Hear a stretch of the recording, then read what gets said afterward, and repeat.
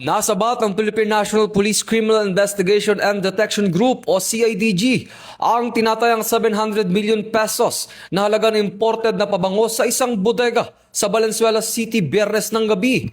Bandang alas 8:30 ng gabi noong Abril 10 taong 2026, sinalakay ng mga otoridad ang bodega sa Bonifacio Street, Barangay East Kanumay sa bisa ng Letter of Authority na permado ng Bureau of Customs. Natunto ng kontrabando matapos ang serye ng surveillance kung saan umunay sumingaw ang matapang na amoy ng pabango mula sa naturang bodega. Naabutan sa lugar ang caretaker na si alias Rodolfo at security guard na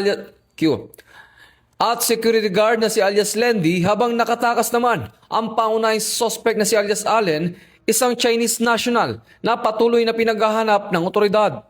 Nagugad ang operasyon sa impormasyon mula sa Department of Interior and Local Government kaugnay ng iligal na aktibidad.